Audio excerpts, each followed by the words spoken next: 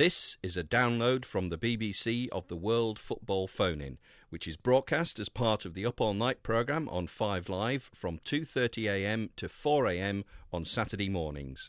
Here's the latest edition. OK, you got your World Football boots on because we're talking football North America and South America. We're going to play it straight from kick-off straight away. If you'd like to pick up the phone and give us a call now, 0500 909 693 is the number to call. You can text us on 85058 or email upallnight@bbc.co.uk. Sean Wheelock is in Kansas, the big wheel, taking care of any questions and comments you might have on football in North America. Good morning, Sean. Hiya, Dutton. And it is Kansas tonight? I am in Kansas, where we're anticipating upwards of a half foot of snow, but I'm safe and sound in my studio here. And nothing stops football. I'll have you know that I've been on the pitch clearing off the ice off the pitch for tonight, yeah? That's why they have the orange football. When you see that in a lot of Northern European leagues, I love the orange football playing through the snow. That's real football. Yeah, I'm not sure about that, mate. Anyway, that's taking it too far. Tim Vickery is in South America, in Rio de Janeiro, taking care of all your questions and comments on South American footy. Tim, good morning. Good morning. Morning, Sean. Morning, everyone. So no snow to clear off the pitch down there? No, although it's been it's just horrible 2 days of non-stop rain. I don't expect any sympathy from the likes of you in London in December with 5 degrees is reason for celebration. But Rio's not at its best after 2 days of rain. So football in North and South America, please. Pick up the phone, give us a call if you'd like to join us for the phone in 0500 909 693. Sean, first with you. Any news on the rumour that Andrei Shevchenko of Chelsea might be coming your way soon? This is a rumor that I've been tracking here on the World Football Phone-In since July. Andrei Shevchenko is now being seriously linked to a move to one of two Major League Soccer sides, either New York Red Bulls, where he would join and get this for a strike partnership, Juan Pablo Angel, or Los Angeles Galaxy, where his playmaker would be none other than the former England captain David Beckham. Andrei Shevchenko, clearly it's not working out at Chelsea as he had hoped. He does have an American wife, and I know because I was part of that tour covering for the BBC that when Chelsea were in Los Angeles as part of David Beckham's Major League Soccer debut in July, Shevchenko really enjoyed himself. I had a chance to speak with him in a journalistic capacity after the match. He seemed very comfortable in America, very comfortable in Los Angeles. I think it's a league he could do extremely well in. I think that Shevchenko, if he were focused and fit and stayed healthy, I think that he could score upwards of 22, 25 goals. He would really be dynamic. He's the type of footballer Major League Soccer would love to have. The question, though, is money. David Beckham got a massive contract. Juan Pablo Angel got a decent contract. Does Major League Soccer want to give the type of money that would bring Andrei Shevchenko here? And this is really now the push in the David Beckham era. David Beckham is in Major League Soccer, but what next? Signing someone like Andrei Shevchenko, who a lot of people, Chelsea supporters, fair enough, would say that he has passed it. Maybe he is not the Andrei Shevchenko of his days in Italy and even before Dinamo Kiev in the late 1990s. I still think he would be a tremendous addition, but it comes down to money. Chelsea fans may want to argue with you on one or two of those points. 0500 909 693 is the number to call. Tim from Michael in Manchester. Hello, pendejos. What can Tim tell me about the youngster Rodriguez who was linked with Liverpool? I don't know much more about him, I'm afraid. Bonjour, Duderinos. Now, I hope I didn't abuse anybody when I said all of that. I don't really know which Rodriguez this is. Rodriguez obviously is a very, very common surname in these part of the world. There's a terrific Rodriguez, Uruguayan, now in Portugal with Benfica, Christian Rodriguez, who's a left-footed attacking midfielder, quite a squat figure, low centre of gravity, lots of skill, lots of talent. He would be a terrific acquisition. So if it's Christian Rodriguez, the Uruguayan, then I'll give my seal of approval. What does all this pendejos means? I don't think we really want to go there, Don. No, okay. We don't want to talk about that. Okay. We apologize to all of these Spanish-speaking listeners. Yeah, I do apologise. I knew somebody would try and catch me out like that. Dear, oh dear, oh dear. Anyway, just moving on. Corey Gibbs, when will he eventually get a game for Charlton? And this isn't a question from me, it's from one of our listeners, Sean. Yes, but you're always keenly interested in this answer. We talk about Corey Gibbs a lot on this program, and fair enough.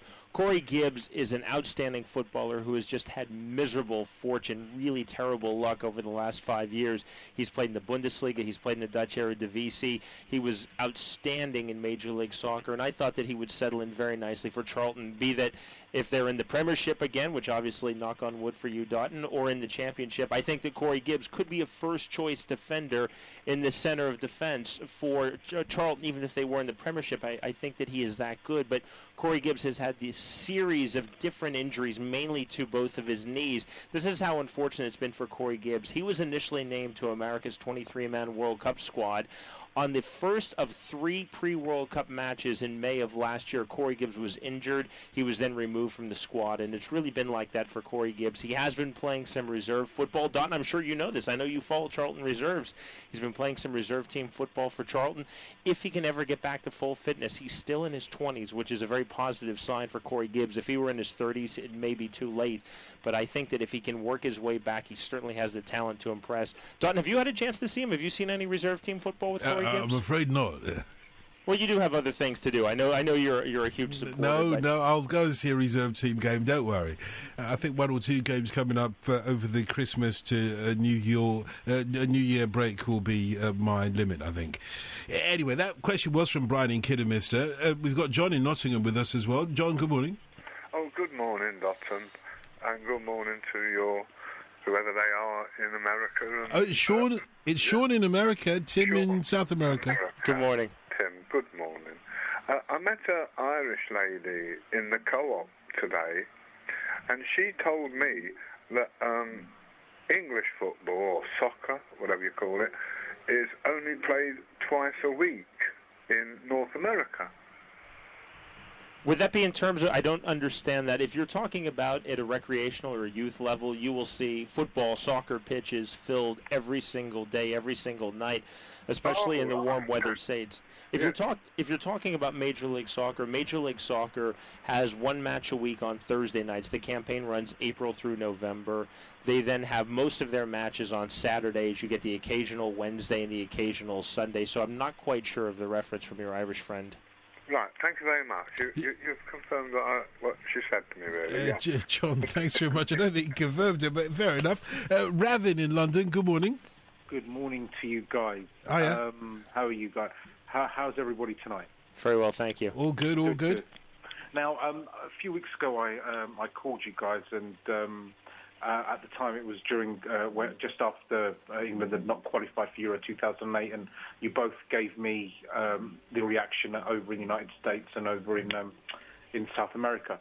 I guess my first question to you both is, maybe a bit parochial one, because over here in England we think we're the centre of the world, but how has the appointment of Fabio Capello gone down or been viewed by commentators over in South America and North America? And then sorry. Go on, Gavin. And then I have a question for Tim. A few weeks ago, I asked you about Garrincha, and you gave me a good background to him. There was the first World Cup I remember was the 1978 World Cup, and there was a South American player playing for Peru, Teofilo Cubillas, and really just wanted to know more about Cubillas, Tim, and where because I think at the time I remember. From what I remember of the World Cup, he was like one of those when all the commentators were talking about players to watch out for in ’78. He was seen as one of those players. And how was he a South American Player of the Year? And where is he viewed in the plethora of great South American players? He's right up there. I think he's the greatest player that Peruvian football has ever produced. He starred as a very young man at the age of 20 in the 1970 World Cup. He scored hatfuls of goals in 1970. He helped Peru to the South American Championship in 1975, played the 1978 World Cup with the disastrous results for the defensive culture of Scotland, and also played in the 82 World Cup as well, when he was perhaps just a little bit past it. So that's a career of spanning almost 15 years. He had a successful time in Portugal, in Portuguese football with Peru. Physically strong, in fact, physically very reminiscent of Muhammad Ali.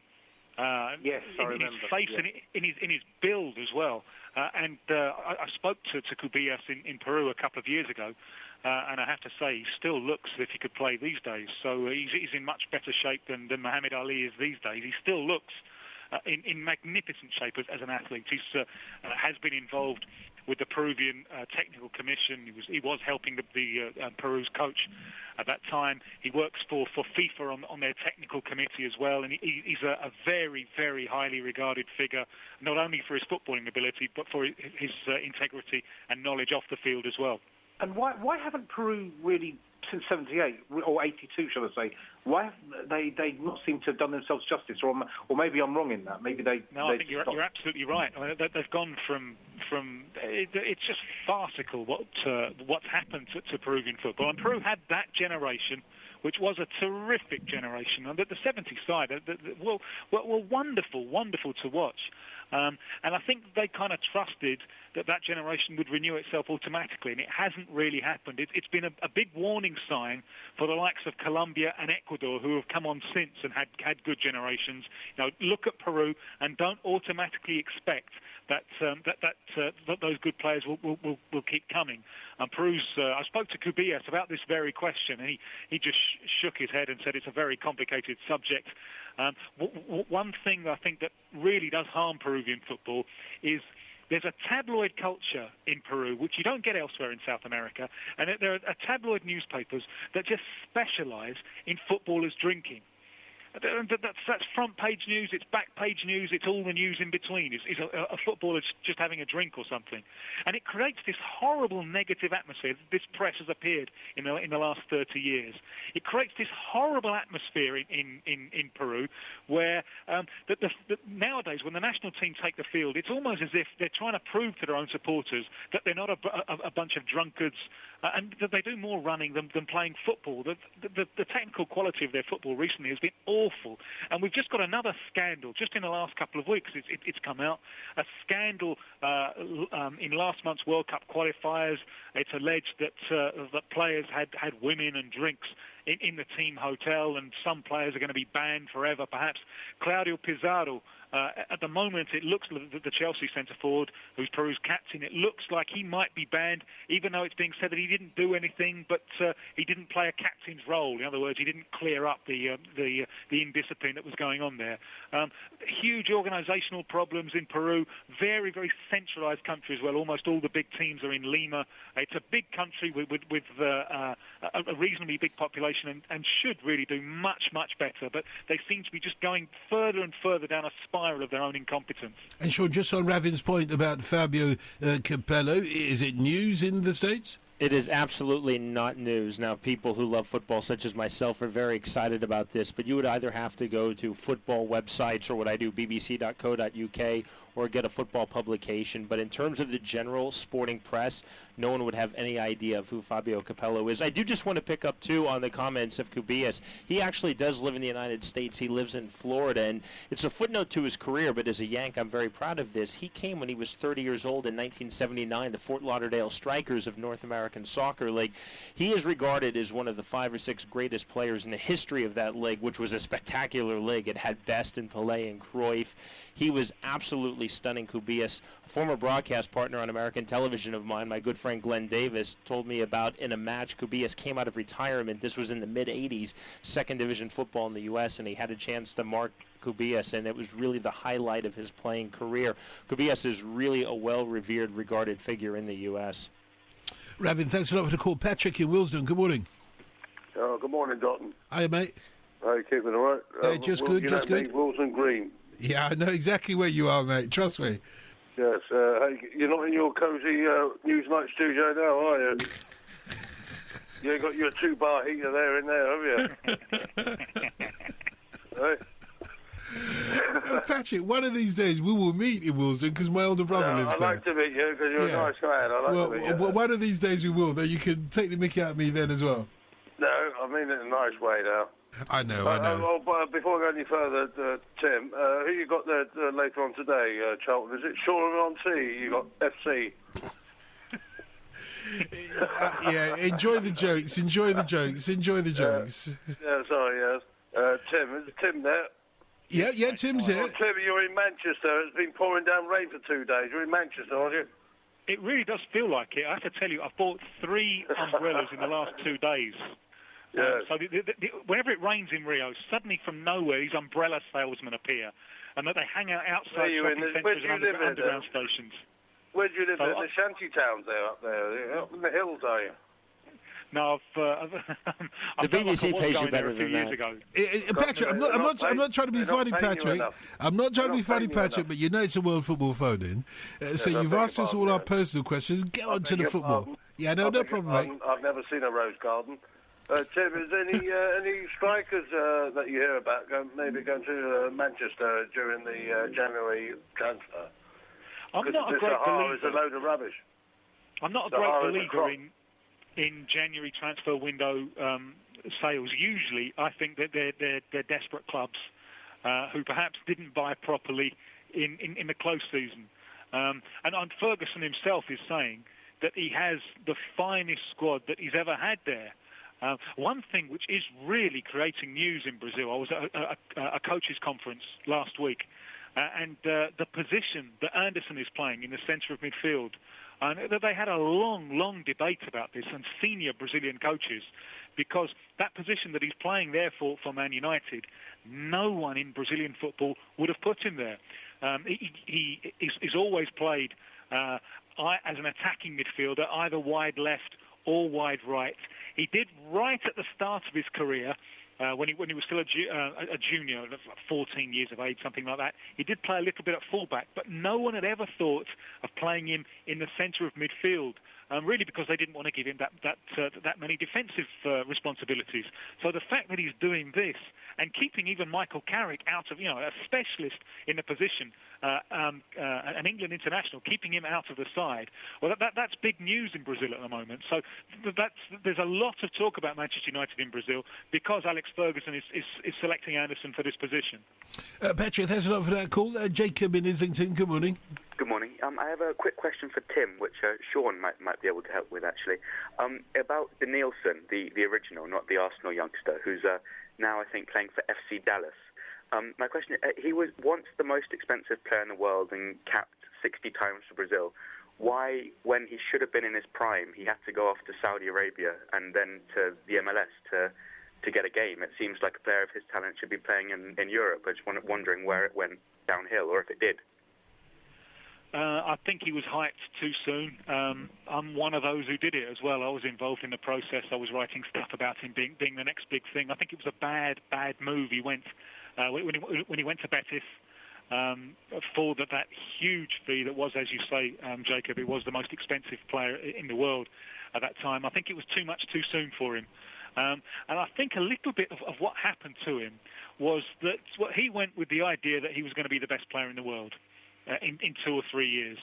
And when that didn't happen, you wonder perhaps whether his motivation suffered a little bit, and he accepted perhaps a level of mediocrity. Under those 60 caps, the vast majority of those are substitute appearances. And his last real game as first choice, I was at it. It was just before the 98 World Cup. It was a friendly here in Rio against Argentina, when Argentina came and won 1-0. After that game, he was on the subs bench, and Rivaldo came in, and Rivaldo claimed the spot left of midfield. And after that, almost all of Denilson's appearances were coming off the subs bench. He was a little bit of a super sub for a while. So even as soon as 98, like a year after it had started, his international career went into decline. So I think it's a little bit that it was too much too soon, and also that his motivation was affected by the fact that he wasn't making the progress that he expected to make.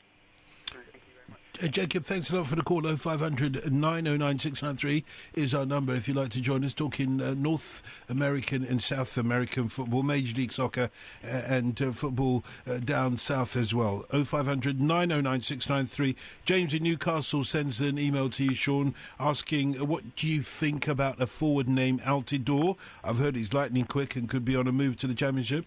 Josie Altidore is spectacular. The joke that we've been saying on this program is that at 18 years old, he's having Freddie Adu's career. Josie Altidore came into Major League Soccer in the 2007 campaign at 16 years old. He has a November birthday, so he's not long been 18. And he was not that highly touted coming through the under-17 program the way that Freddie Adu was. Josie Altidore is a New York-born player. Both of his parents are Haitian immigrants. He is big. He is strong. He's incredibly mature. My good friend John Hartz was assistant manager at New York Red Bulls last year and spoke so highly about the great level of maturity on and off the pitch of Josie Altidore. sure. He looks to me physically like someone who could be a goal scorer in the Premiership, and I don't think he's long for Major League Soccer. Don, if I can just go back quickly to the Danielson question. We were having some line difficulties, and forgive me if I didn't hear the answer to this, but the caller asked about Danielson and playing for FC Dallas. He did play for FC Dallas. They actually released him from his contract last year, which shows that it was a miserable failure. Danielson was coming in, and it was on the wave of course, David Beckham and Cuauhtemoc Blanco and Juan Pablo Angel, and Danielson simply didn't work out. He couldn't even get into the first 11 for FC Dallas, who were a good but not a great Major League Soccer side. It's just another sad chapter, and Tim, I know that you're nodding in Brazil on this, a sad chapter for Danielson, who 10 years ago was touted as maybe one of the great stars emerging in world football, and clearly that's not the case. He's out of contract now. Jade in Seattle, who's a friend of the programme, has emailed us. He pretty much answered this question. She says, today started out with reports in the media here that DC United signed Juan Sebastian Veron. Then the report said he was staying in Argentina with Estudiantes. And since Veron didn't come, would DC United be interested in Shevchenko, since his wife's family is in the DC area? New York and LA both have their allotment of designated players already. Jade is a great listener to this program. She is my favorite football fan in the United States. She's a tremendous Major League Soccer fan. And hello to Jade listening in Seattle, Washington. Everything that I've heard on Shevchenko, it's either going to be New York or Los Angeles. And I can tell you that's something that MLS has to be careful of. You get a lot of players who want to come to Major League Soccer, but instead of seeing a league with 14 clubs, they see, well, we can either play for LA Galaxy or we can play for New York Red Bulls. And if they would look to other parts of the country, FC Dallas is going to try to sign a major star, and he'll probably be a Hispanic player, maybe another Brazilian, because of the loss of Danielson. They have that money now since they didn't opt for his contract. But if Shevchenko comes, it'll be one or the other. And Tim, I'll put that question to you, Jade's question, because I was hearing through a number of sources that Veron was very close to signing for DC United, which would be a tremendous addition. They've done a really nice job of finding South Americans. Christian Gomez, the Argentine, was Major League Soccer Player of the Year in 2006. They had Fred, the Brazilian, last year. They had Luciano Emilio, the Brazilian, this year, who they brought in, who won the Major League Soccer Golden Boot. I thought Veron would have been a nice fit for DC United at this stage of his career. Tim, did that make any news at all in South America? Oh yes, that was a soap opera that was going on for days, and it was a very, very close decision for him. It was only yesterday that he made the decision to stay with Estudiantes, and it's a kind of love over money one, this one, because the money, it was a good offer from DC United, but he's at Estudiantes. Now that's the club that his father played for in the great days of Estudiantes in the late 60s. It's a club that he started his career with, and went back, won them the title a year ago now that they won the Argentinian title. There's been some political problems with Estudiantes. They've just lost their coach, Diego Simeone. But the pull of representing Estudiantes in the Copa Libertadores, South America's Champions League, which gets underway at the end of January, start of February, that just proved too strong. You know, to play in the Libertadores where his father represented the club so well, that was too. He's a fan of the club, and so it's quite a heartwarming thing, I think, because Veron was saying, look, I've made my money in my career at Man United, at Chelsea, at Inter Milan, or something like that. So in the final analysis, money lost out to the desire to represent the club where his heart belongs. 0500 909 693 is the number to call. Sean asked the questions. The text messages came back. Sean, can Bruce Arena speak Jockanese? If so, give him the Scotland job, says Mark in Shrewsbury. Bruce Arena speaks a peculiar type of American English. He's from the Bronx. That's Jockanese. It's a form, I guess. Maybe it's the American version. No, Scotland will only accept a Scotsman. Now, all England needs is some decent players, says Sandy in Edinburgh. Personally, I wouldn't mind Bruce Arena as a Scotland manager. However, you can't underestimate that Scottish passion. Would Arena be able to get that? Asked Callum in Glasgow. That's a very good question. I think that Bruce Arena is a supreme tactician. I think that his fault lies in probably dealing with footballers on a one-to-one basis. A number of my friends who are professional footballers have played for Bruce Arena at either club or country or both. And I know that sometimes he's a difficult person to communicate with, and I think that would be an even bigger barrier because although the two countries do speak English, obviously they have their own forms and their own cultures and own mores, and it would certainly be a transition. I find it interesting, though, that Bruce Arena has taken the step to contact the media and say that he has asked his agent to contact the Scottish FA rather than the Scottish FA reaching out to Bruce Arena. Lisa has confirmed, this again is for our cabbie. Lisa has confirmed that, sadly, can't remember the name, but there was a brilliant BBC 4 documentary about 4 to 6 weeks ago on Garrincha and Pele as Brazilian opposites and geniuses. Apparently, according to her, it was wonderful. Jimmy York says, Tim, I played Futebol de Salão with Revelino at Banespa in Sao Paulo. Peter in Handsworth, good morning. Good morning, Dutton. Hiya. Hi, I've got a question for Sean. Yeah, go ahead. Does Sean think that the current transfer system, where the MLS keep transfer fees, is viable long term? What I mean by that is, like, for instance, if New York Red Bulls produce 4 or 5 talented young players and were to sign them to Europe for £2 or £3 million each, then that club would have lost a significant amount of money. And I was thinking that at some point the chairman didn't go, this does not seem quite right to me. I agree with you totally. I don't think that it's right. I think that people in Major League Soccer at all levels, including in the league office in New York, starting with Commissioner Don Garber, are saying that this is a system that needs to change. Now, the footballers in Major League Soccer are unionized, and when their current union deal with Major League Soccer expires, that's when I think you'll see a change to this system. Already there's a liberalizing of the system. Remember, Major League Soccer has a salary cap, and under that salary cap, the wages are actually paid by the league itself. If you're a footballer in Major League Soccer, regardless of the club that you play for, your check comes from Major League Soccer. The exception now is what's called the David Beckham rule, this designated player rule, where Major League Soccer only pays the first $400,000 U.S., about 195,000 pounds, of a footballer's contract who is a designated player, and then the individual club has to pay the remainder of that. So, for instance, when David Beckham is on his huge wage, Major League Soccer is only paying $400,000. I think it is a system that was certainly needed when Major League Soccer began in 1996 because they were not firm financially, but now with all of the investments coming into Major League Soccer, I think they need to embrace the way that football is done in the rest of the world and have this transfer system. To your point, and you mentioned New York, 2 examples of that. Tim Howard, of course, the Everton goalkeeper, when he transferred to Manchester United in the summer of 2003, he was a Metro Stars player. They're now called New York Red Bulls. At the time, they were called Metro Stars. He had been with Metro Stars since he was 18 years old. They developed him, they sold him to Manchester United, and they received $0 for that. Major League Soccer pocketed that money. We've been talking about Josie Altidore, the outstanding 18-year-old striker for New York. Again, he was an original signing of New York. That's his only professional club. And yet when, not if, but when he is sold to a major club, probably in the Premiership, New York will see none of that money. Again, it will go to Major League Soccer. I think it's a system that they have to move away from, and I think it will be gone in the next 2 to 3 years. Thanks very much. Peter, thanks a lot for that. Mark in Slough, good morning. Oh, good morning, Dalton. Hello, Sean and Tim. Hello. A question, please, for Tim and Sean. Tim, River Plate this season had a miserable season. I believe Passarella's gone now. Is that correct? That's right, yeah. It looks as if he's going to be replaced by Diego Simeone, who has just resigned from Estudiantes. There's a contractual problem there. Estudiantes didn't want to lose him, and he's under contract. So there are things to be worked out there, but the offer's there, and it looks as if Diego Simeone is going to take over. So the better players will probably stay, like Belushi, Diego Bonanotti, or will European clubs come in for them? Well, also, there's the danger of Brazilian clubs coming in as well. And Fluminense of Rio are trying to get a very, very promising Colombian striker, Falcão Garcia, who's at River Plate. River Plate have to sell to balance the books, it seems. There's something wrong with the administration there, because the more they sell, the deeper in debt that they seem to be.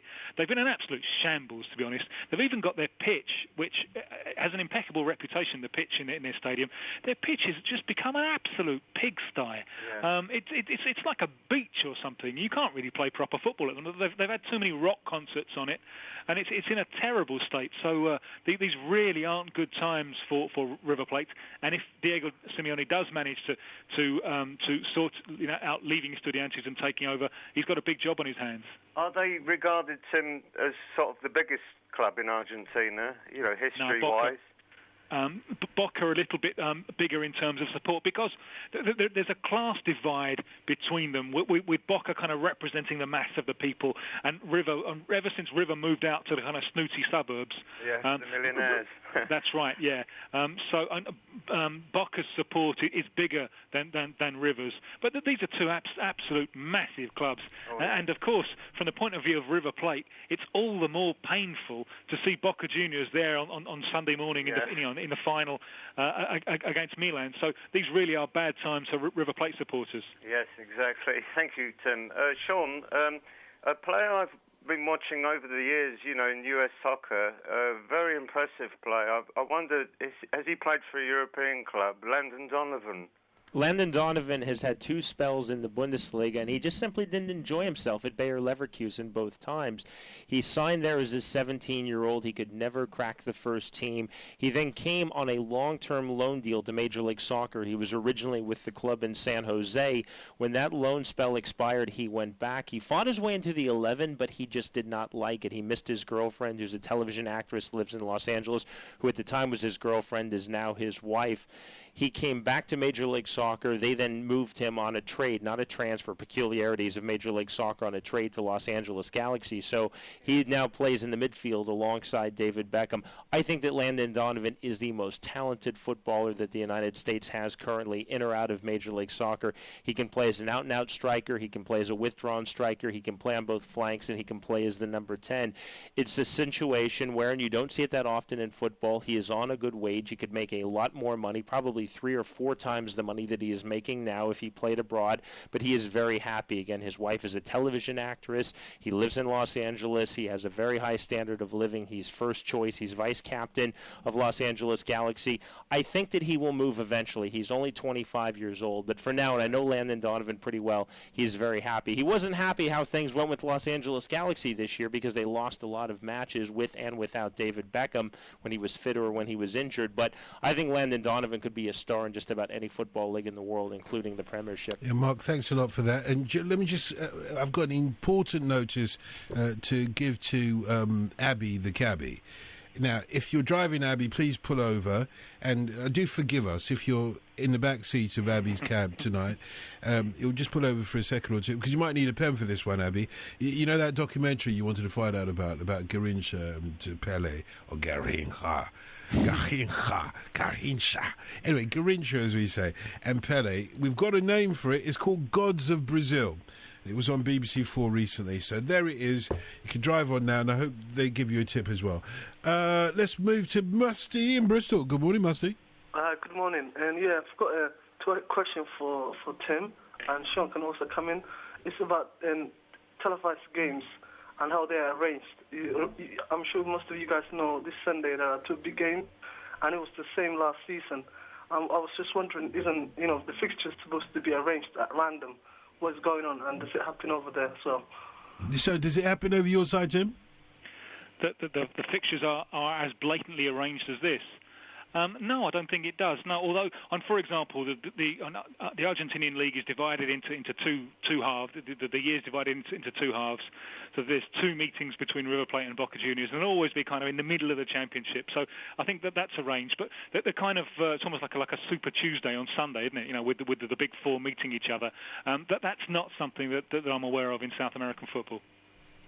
And also in the Nielsen, I expected him to come through at Arsenal this season, and something's not right there. What do you expect from him?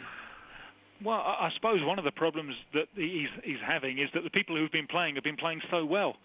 So it's been difficult for him to establish himself in the side and so on. This is always one of the dilemmas of young South American players moving abroad. Those huge European squads, you're not guaranteed a game. So sometimes I think, would it have been better for him to stay at Sao Paulo? Because he would be a first-team player at Sao Paulo. Sao Paulo are one of the Brazilian champions for the last 2 years. He'd be playing Copa Libertadores. Would that be better than going to England? I'm not sure, but I'm sure that there are times when he's on the bench, or not even on the bench, when he's wondering, did I make the right move? Okay, Musty, thanks very much for that. And sure, just very quickly on your side, do they schedule the games naturally, or does TV dominate? It's Both, actually. It's done. The schedule is done in January. The Major League Soccer campaign used to begin the first Saturday in April. It's now been moved to the upcoming campaign the last Saturday in March. But ESPN, who has the national television match of the week, has one fixture on Thursdays, and they actually select that. And no surprise, they choose basically either Chicago Fire, Los Angeles Galaxy, or New York Red Bulls for just about every match. The vast majority of the remaining matches are played on Saturday afternoons. You then have a Sunday Saturday evenings. On Sunday afternoons, you have one match which is done for Spanish-language television in the United States on a network called Telefutura. So the schedule is natural, but it's very much influenced by television, mainly what ESPN wants for their Thursday night fixtures. Ah, you see, maybe that's what that earlier caller meant by play football only twice a week in the United States. I think there's something to that, and I see where people get that perception, but Major League Soccer clubs, just like football clubs and any other top flight in the world, are involved in a number of competitions besides just league play. Paul, good morning. Good morning. I wanted to talk about River Plate being a big club, kind of. I was shocked to see one of their young players, Diego Buonanotte, and his size, he's $1.60 m, which I think is about 5'2", and I can't imagine a player getting a go in any British league, certainly, and probably in any European league at that size. And I just wondered if they got more of if tiny players like that got more of a chance in Argentina or the rest of South America than they would here. Certainly in Argentina. You look at Brazil, their players have really, really beefed up. I think even Zico was saying recently that nowadays, if he was a youngster going to a Brazilian club, he probably wouldn't get a chance because he'd be considered too slight. But Argentina have really held on very, very much to this idea of little players, gnat-like players, and Buonanotte is like a little gnat. And they won the World Youth Cup this year with a player I think who's even smaller, Maxi Morales, who's since gone off to FC Moscow in Russia. So he's in Europe. I don't know if it's working out too well for him. I suppose there was Juninho in English football who was a little guy who could, and he coped well enough physically.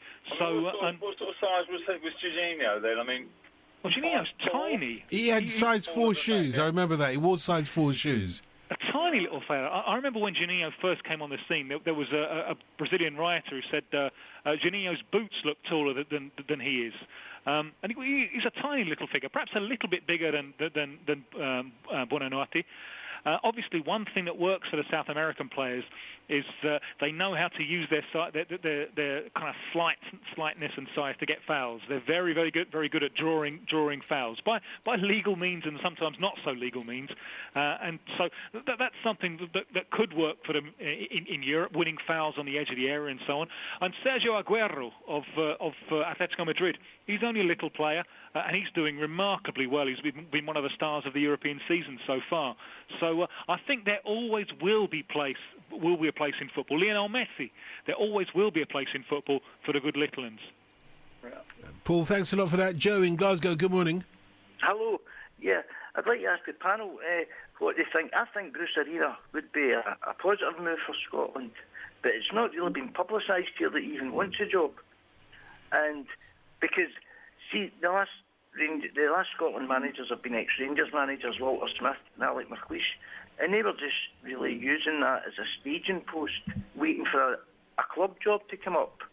Yeah, Sean, Bruce Arena, would he be a Scottish manager through and through? Would he concentrate on the job, or would he use it as a stepping stone as the previous managers, according to Joe, have? No, it would not be a stepping stone. It would be a job that he would commit to, and he would probably try to stay through 2 World Cup cycles. Again, tactically, I think Bruce Arena. I don't think Steve Sampson is great. That was his predecessor.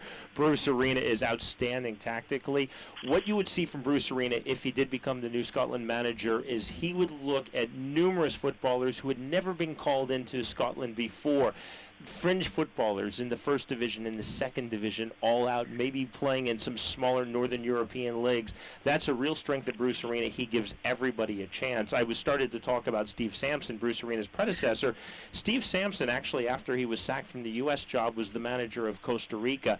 And that's almost unprecedented because typically, once you have been the U.S. manager, if you're an American, you move back to club football or even collegiate football, you're not given another national side opportunity. It would really be a breakthrough if Bruce Arena did get the Scotland job. I'm hopeful for it. I just don't think it's going to happen again, because everything I'm hearing is that it's Bruce Arena talking to the Scottish FA, not the Scottish FA saying, you know what, Bruce Arena would be a good choice, even though he would be a good choice. Joe, do you reckon it will happen? I would have him, but see, the problem with the Scottish FA is who's running that? It's Gordon Smith, who's an ex-Rangers player, and the last two managers have been ex-Rangers managers. They were the last two Scotland managers, and every name that gets brought up with SFA seems to be Souness, ex-Rangers, McAllister, who had connections with Rangers, and Billy Davis, ex-Rangers. Okay, I don't want to go down there. You know, no, I'm not having a rant against Rangers. Yeah. But it's just that in Scotland that Rangers are the Rangers connections. Rangers seem to be rather less for Scotland and more for themselves. That's fine. Joe, let's find out about Bruce Arena. Has he ever played for Rangers, Sean? No, he has not, actually. Well, okay, so there'll be an end to that. Anyway, Joe, thanks a lot for the call. Theo in Hackney in Greater London, good morning. Good morning, Bob. Hiya. I would like to ask Tim, there's a lot of talk about the English game being full with foreign players. And I have always argued that English players are not good enough to play in foreign leagues. We have no English players playing in Italy or in France or in all the big leagues in Europe. What I would like to ask Tim, take the current English team, English squad, how many players in there would actually fit into the top teams in Argentina and in Brazil? Well, I know that Brazil a few years ago would have loved to have had Steve Gerrard, because I remember Carlos Alberto Parreira, when he was the coach, he was asked this very question: who from the England team would you like to have? And he leapt at Steve Gerrard. In general, I've got some sympathy with your point of view, and I think one thing that's maybe holding us back is that the salaries paid in the Premiership, and people are being lazy. They're picking up their wage packet in English football if they get in. I'm all in favour of English players, English coaches getting out there in the big wide world. English players, they might have to take a pay cut to do it, but going to France, going to Spain, going to Italy, why not? This develops players. This experience develops players. And instead of belly aching about lack of opportunities, our players and our coaches, they're doing a lot of this. They're saying the foreigners are coming in and taking our places. Well, get out there into the world and maybe take the place of a Frenchman or a Spaniard or something like that, and develop your game there, because that clearly, for me, in today's global market, that is the way to improve yourself, to get in touch with new ideas, new cultures, new languages. I think the player benefits, and English players are not doing enough of it. Theo, you asked the question. You obviously have an answer yourself. No, but I was. If you take the money factor out of the equation, then I'm talking about technically and tactically. Are they good enough to play in those leagues? Well, I think being in good competition improves you. I saw the great former Brazilian international Junior, who played a little bit in Italy. I saw him talking the other day about Gattuso of Milan, and he was saying that Gattuso a few years ago was a horrible player who ran around and kicked people, and now he can do much, much more. Why? Because he's been playing top quality football. He's been playing for Milan, he's been playing in the Champions League, and playing consistently in top quality football improves players. So I think it more than being a case of are they good enough now, is if they went, would they develop and then become good enough? And I think English football can produce good players, but as I say, I think some of these players are being lazy and they should look for opportunities abroad. You've been listening to a download of the World Football Phone-In from Up All Night at BBC Radio 5 Live. You can put your questions live on Saturday mornings from 2:30am to 4am, or you can email us at upallnight, that's all one word, at bbc.co.uk. That's upallnight at bbc.co.uk.